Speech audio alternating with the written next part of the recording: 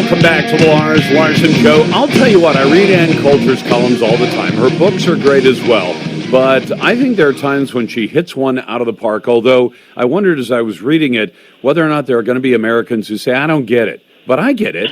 I get it that, all of this outrage over Elizabeth Warren losing and ending up out of the race.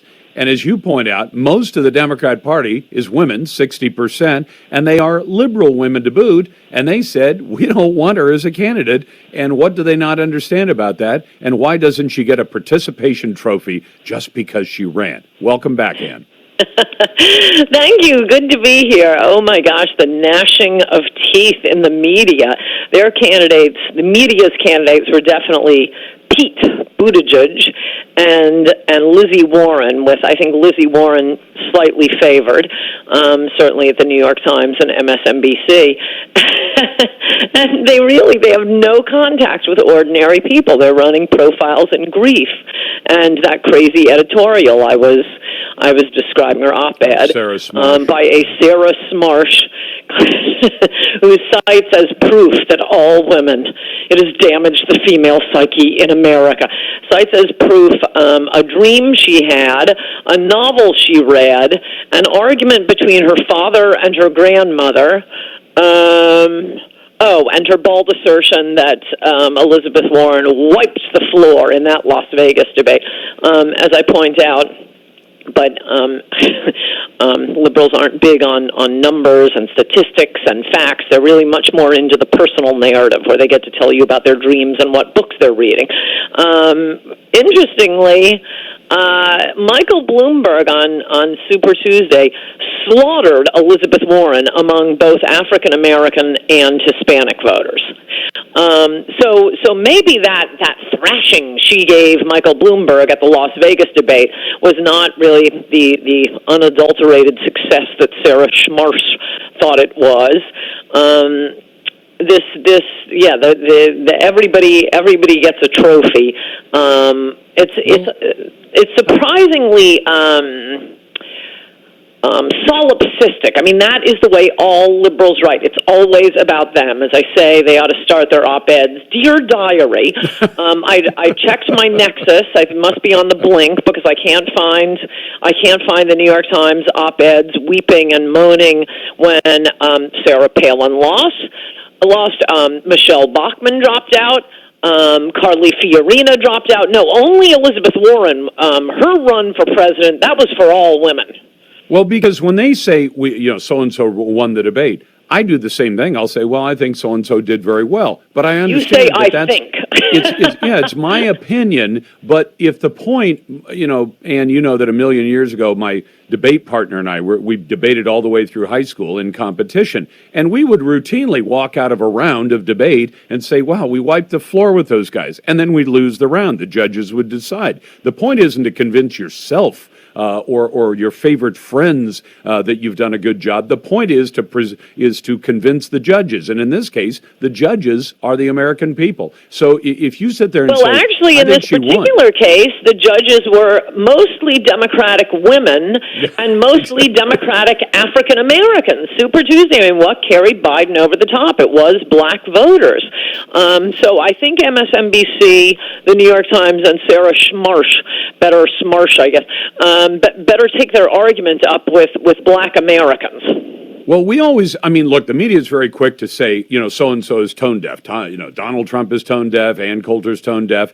But if you draw the conclusion that Elizabeth Warren won the debate, and if by winning you mean persuaded a lot of liberal women to vote for her, and then you find out she loses that primary, you might say, maybe my meter that I use upstairs to decide, who won that debate is off, because you have to be connected to the actual people of America. It's like people who write movie reviews, and they say, and they turn their snooty nose up and say, it's a terrible movie. And then the movie opens to big box office. Yeah, no, you're right. I mean, those debate judges, maybe they were wrong. I think we have a much better idea of who's right and wrong when you have millions of people voting.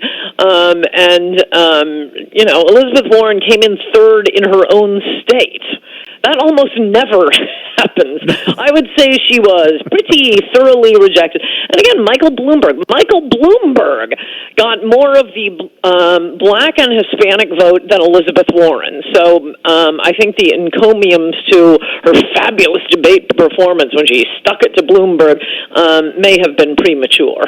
I think Warren's performance in Massachusetts is called pulling a Marco, because Rubio lost his home state. But then again, he lost to a truly fantastic candidate. But all these folks who say, it's time for a woman candidate, it's time, and I go nuts on Twitter because people will say, you should hire, or who was it that said who's going to make the first Supreme Court pick, a black woman? And I thought, Ann, I have 3 employees. When I lose one because they go on to a better job somewhere, I have to replace them. If I were to announce, and I never have thought this way, my next hire will be a black female producer. Just, to check some boxes. People say, Lars, you just violated federal employment law, state employment law, local employment law. You're in big trouble. Also, it would be stupid. It would be stupid, which is why I don't do it.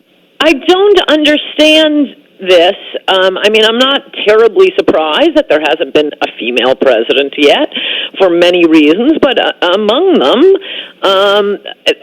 the great majority of women are going to get married and raise families. That's as I'm sure your listeners know, that's the scam of this claim that women earn 60 cents per dollar that a man earns. Well, yeah, not if you look at the time they took off to raise their kids.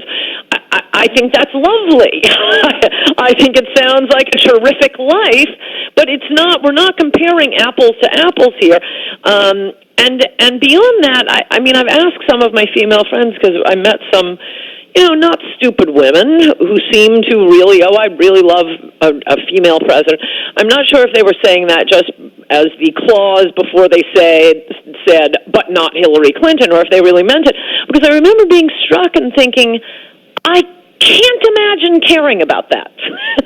There's a lot I care about. Don't care about that. No, I don't care about gender either. I want somebody qualified. If I hire producers, they have to be hired for their skills and their talents, and I think I've done a reasonably good job. But this idea that, somehow robbing her, you know what self-selection is, right? And if I'm looking for fans of the Second Amendment, I go to a sportsman's show and not a meeting Comic-Con, because there's self-selection. Right. If you've already got I will vote for a man, woman, midget, or little people, I guess they're called, black, Indian, Hindu, whatever. I want a candidate who will build a wall. That's pretty much it. But if she has the self-selection of already Democrat, already liberal, already women, and perhaps favorably disposed to vote for a woman, and she can't convince them, then she must be a pretty bad candidate. But apparently the New York Times can't say something like that, right? Right, and I did think it was kind of hilarious how difficult. I knew a majority of women, we always hear about the gender gap. Well, yeah, okay, but it cuts both ways. Why? Can we ask why the Democrats can't get men to vote for them? Any party that can't get men to vote for them should hang its head in shame. In any event, it was hilarious how hard it was for me to find what percentage of the Democratic electorate is women. And I realized, about 45 minutes into this search, wow, they are hiding this from me. I can get a breakdown of the Democratic electorate on the basis of, things that no one could possibly care about. But a basic gender breakdown, no, they don't want people to notice the Democratic Party is a party of women.